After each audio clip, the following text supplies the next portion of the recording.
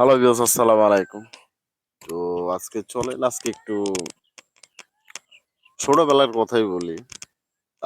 যখন আমার বয়স ৭-৮ বছর ছিল, তখন আমার একটা উস্তাদ ছিল ফরিদ ভাই নাম। তো ফরিদ ভাইয়ের ভিডিও আপনাদের কাছে দিছি। তো আমি তখন কিন্তু ছোট, ছোট মাছ শিকার করতাম। যেমন টাই মাছ, শিং মাছ এগুলো হাত বরকি দিয়ে আমি মাছ শিকার করতাম। কিন্তু তখন কিন্তু বড় মাছ কিভাবে ধরে সেটা আমি জানতাম না।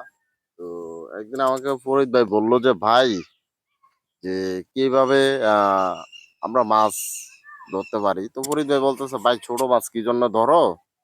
তো অবশ্যই বড় মাছ ধরতে পারো। সবথেকে ভালো হয়, বেটার হয়।" তো আমি চিন্তা করলাম, ভাই বড় মাছ কিভাবে ধরবো? আমাদের তো এত একটা অভিজ্ঞতা নাই। যদি জাস্ট একটু যদি বলতেন। তো আমারে বলতেছে, "ভাই আ বড় মাছ ধরতে গেলে অবশ্যই চারা পরিষ্কার করতে হইব। বেশি, বেশি চারা মারতে হইব।" তো সেক্ষেত্রে আমি চিন্তা করলাম তো আসলেও ভাই আমি কি পারমু এরকম? তো বলতেছে, "হ্যাঁ, অবশ্যই পারবা। পারবা না কে? না পারার তো এখানে কোনো কারণ নাই। অবশ্যই পারবা।" তো আমি পরে ভাবলাম যে আচ্ছা ঠিক আছে চেষ্টা কইরা দেখি।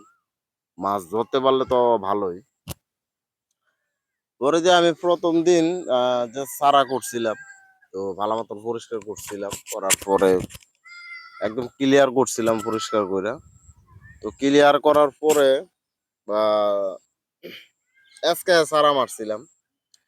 কাটল পচা হইতে বা টোটাল যতগুলো পচা লাগে হইতে সব মানে যত ধরনের পচা আছে বাট সব ধরনের পচা কিন্তু আমি ওই জায়গাতে মারছিলাম ১ম দিন।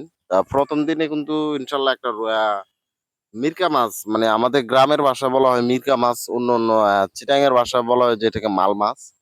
তো আমার লাইফে কিন্তু আমি প্রথমতেই একটা মাল মাছ পাইছিলাম। প্রায় ৩ কেজি ৭০০ গ্রাম না কত গ্রাম হবে। ভাই আমি ওই মাছটা পাইয়া মানে এত খুশি মানে বলার বাইরে যে আমার লাইফে আমি ১ম মানে এই যে বড়কি দিয়া মানে মাছ ধরছিলাম। তো আরো অনেক বছর দেরি, অনেক দেরি প্রায় না হলেও অনেক বছর হয়ে গেছে।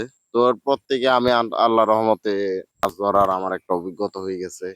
বা কোন মাছ কি খায় না খায় সেটাও একটা অভিজ্ঞতা হয়ে গেছে।